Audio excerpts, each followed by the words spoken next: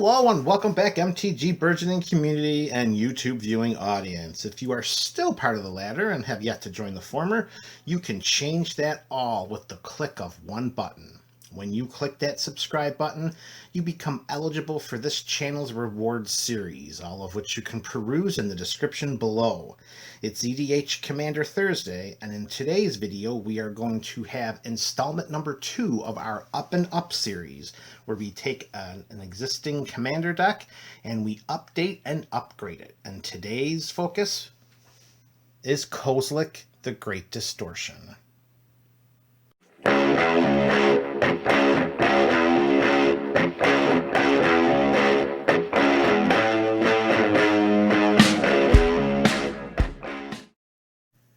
Hello and welcome back, fans of MTG Burgeoning, fans of Commander, and fans of Kozilek, the Great Distortion.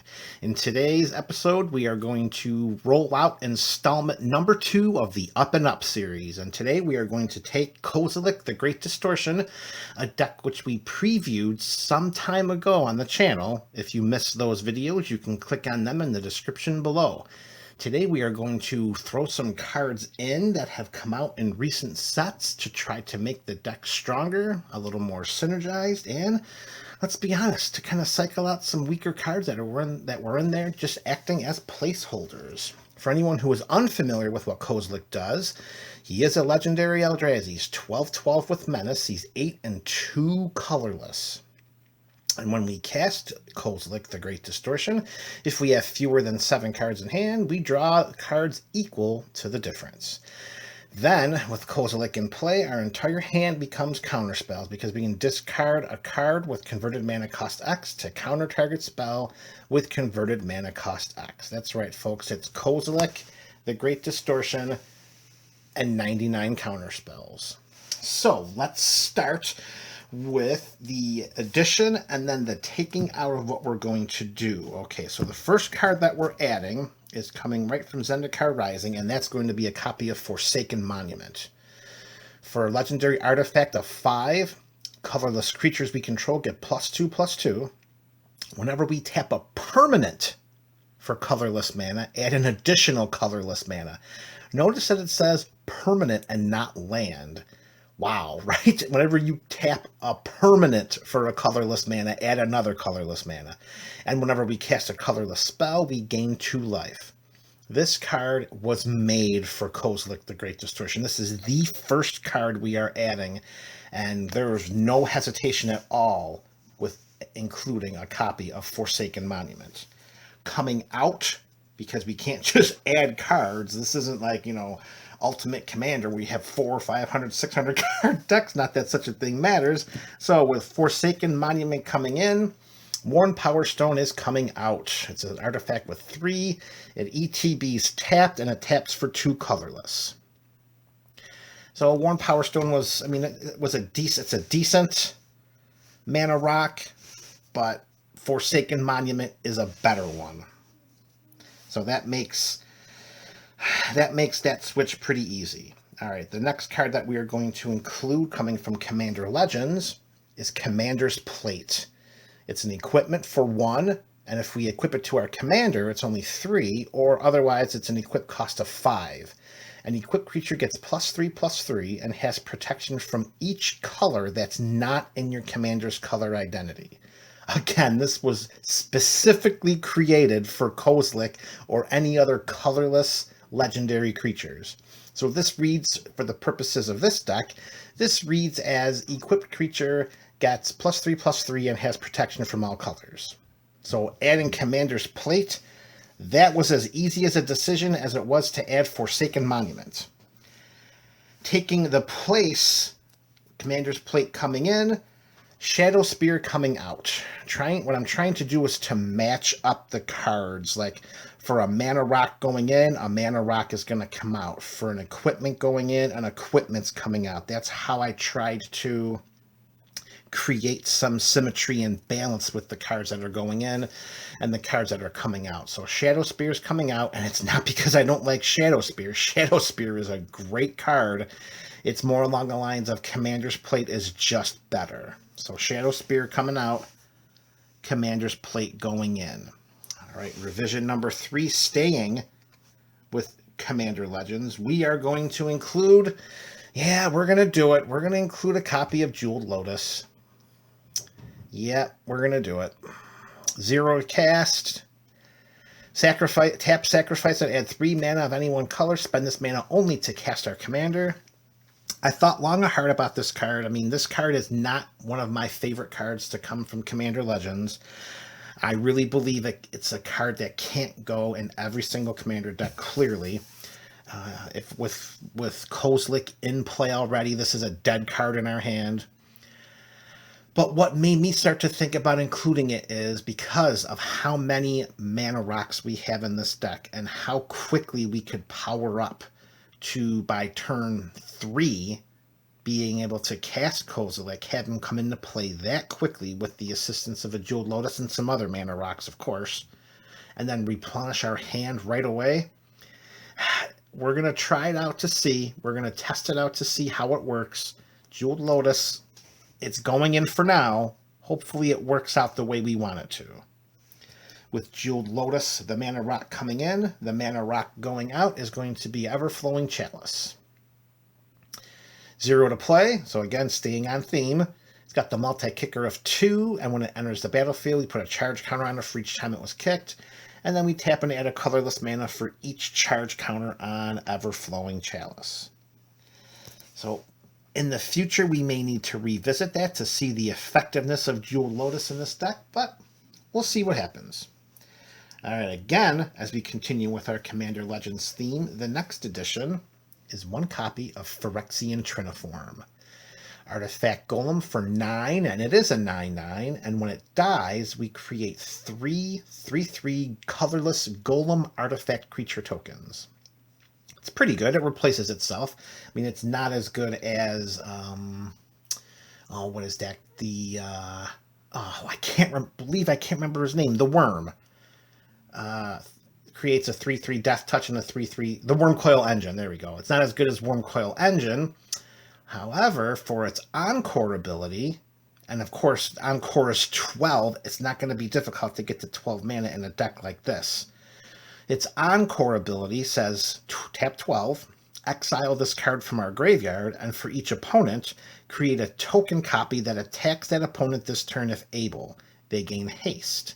Sacrifice them at the beginning of the next end step and activate only as a sorcery. So let's say, for instance, we have Phyrexian Triniform in our graveyard, and we're sitting down to a commander table with 3 opponents, so a 4-player game. We Encore Phyrexian Triniform for 12. We have 3 copies come into play with haste. They attack our opponents, either our opponent's block or whatever happens. But by the time our end step comes and we exile each of those copies of Phyrexian Triniform, we net 9 3/3 colorless Golem artifact creature tokens. 9.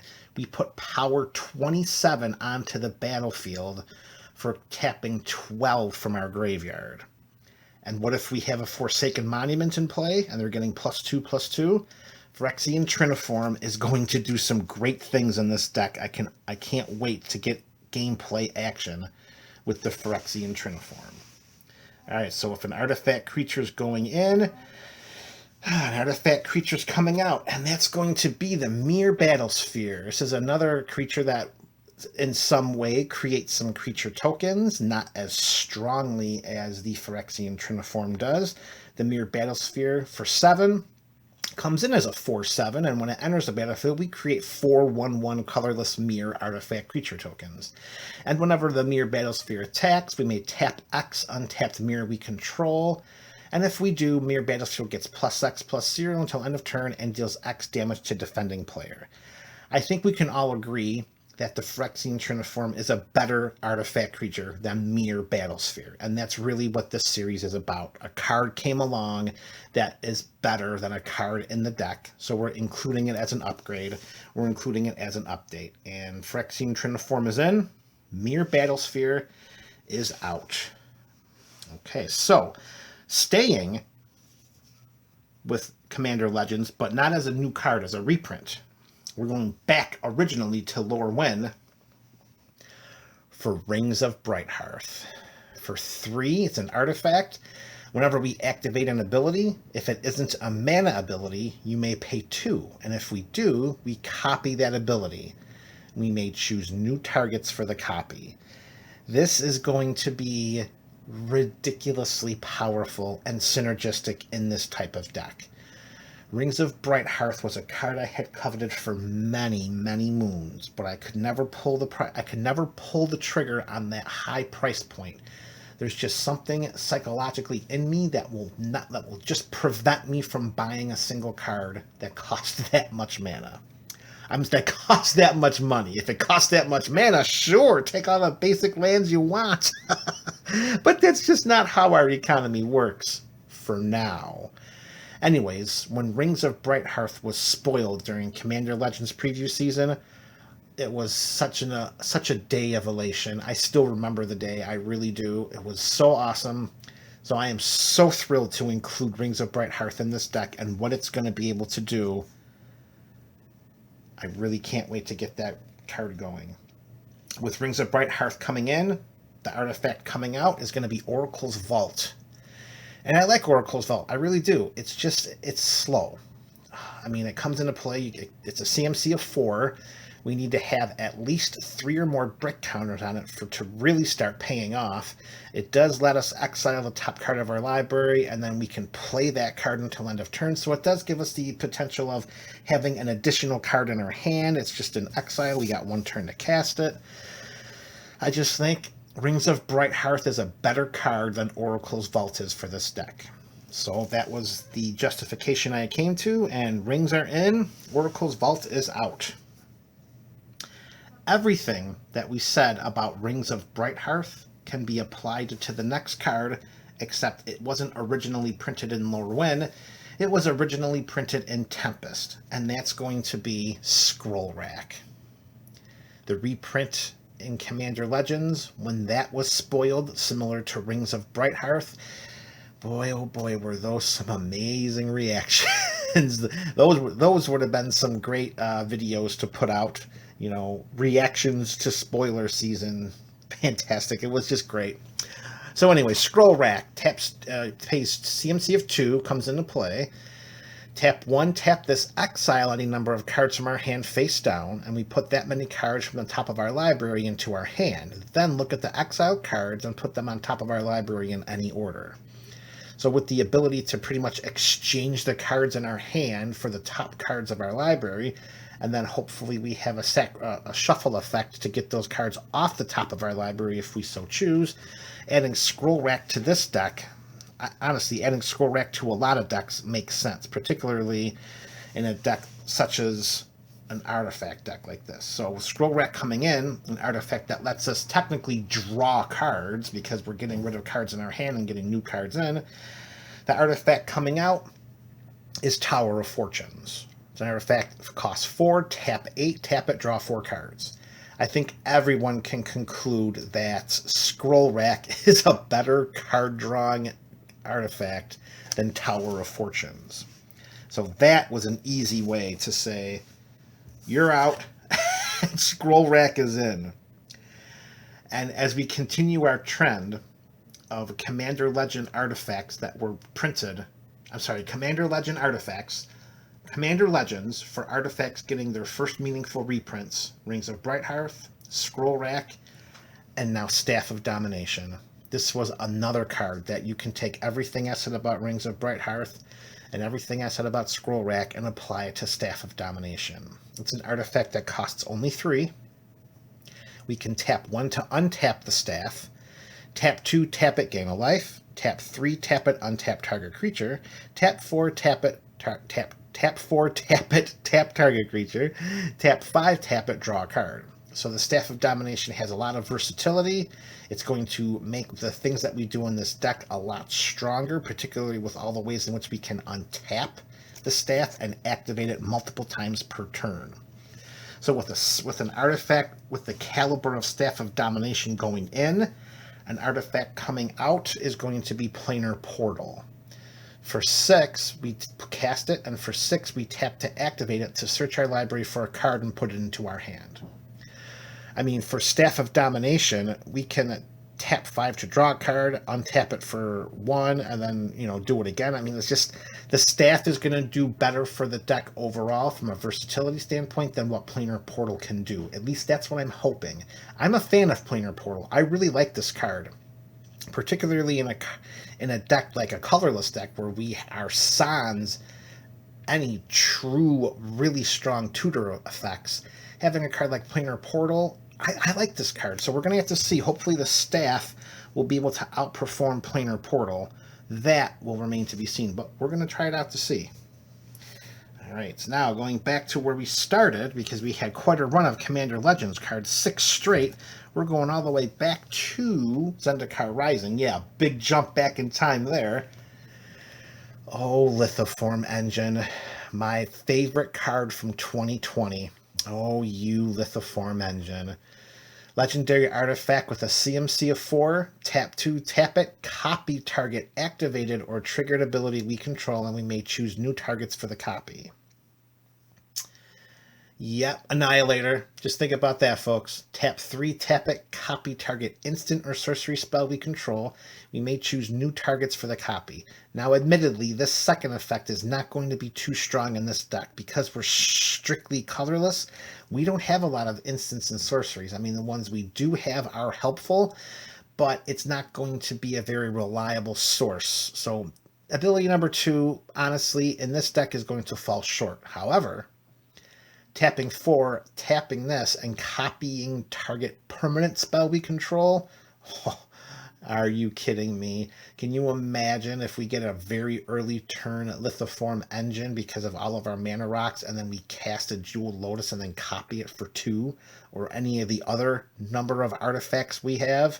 I'm sorry, will that work with Jeweled Lotus, or is that legendary? Yeah, that will work with Jeweled Lotus. Okay, very good. The number of things that we can copy in this deck, the permanents, oh, just amazing. Lithoform Engine, my all-time favorite card from 2020. That's going in. Coming out is a card that did proportionally what Lithoform Engine can do. So Lithoform Engine can do more than this card, so it's going to take the place of Strionic Resonator. For a CMC of 2, we tap 2 and tap this, and we can copy target triggered ability we control. So if we shift Strionic Resonator over to the left a little bit, and we grab our copy of Lithoform Engine and put them up side by side, Strionic Resonator copies a triggered ability for 2. Lithoform Engine, for 2, copies target activated or triggered abilities. So that's both abilities in the same artifact. The CMC is doubled, of course, so it makes casting Lithoform Engine a little more mana intensive than Strionic Resonator. However, we're in an artifact deck. We've got tons of rocks. That's not going to be a problem. And this is about putting in cards that are better than cards that are already in here. So Lithoform Engine is in, and Strionic Resonator is out. And that will conclude the spell portion of these additions in this Up and Up series. We are going to add 4 lands to this deck. So we're going to add 4 different lands and take 4 lands out. So the first one that comes in, again with Commander Legends, 1 copy of Command Beacon. Tap for a colorless, tap and sacrifice Command Beacon and put our commander from the command zone into our hand. Kozilek the Great Distortion is a target for hate, so it's not unlikely that we would cast him only once in a turn, or I'm sorry, only once in a game. So if he's already been killed 2 or 3 times, we can just sacrifice. We can tap and sacrifice Command Beacon and bring him right from our graveyard. I'm sorry, right from our command zone to our hand. Oh my goodness, what is going on here? All right, so with Command Beacon going in, coming out is Drown Yard Temple. This taps for a colorless, but we can tap 3 and return this from our graveyard to the battlefield tapped. So, I mean, we're not running a landfall deck, so we don't really have a great need for lands going to the graveyard and coming back into play. So putting Command Beacon in place of Drown Yard Temple was actually a pretty easy decision. All right, the next card going in, and we're staying with Commander Legends. Of course, Command Beacon was not an original Commander Legends card. It was originally printed in a Commander product, reprinted in Commander Legends. Here is an original Commander card, War Room. Tap for a colorless, tap 3, tap this, pay life equal to the number of colors in our commander's color identity, draw a card. Guess what, folks? It's 0. Tap 3, turn this sideways, pay 0 because Kozilek is colorless, and we draw a card. That was made for a colorless commander deck. Absolutely yes. With War Room coming in, coming out is going to be Endless Sands. Endless Sands taps for a colorless. We can tap 2 and tap this to exile a creature we control. And then we can tap 4 and sacrifice Endless Sands to return each creature card exiled with Endless Sands to the battlefield under its owner's control. So Endless Sands, I mean, it was included as, one of those toolbox lands in case we ever needed it. There are not a ton of creatures in this deck.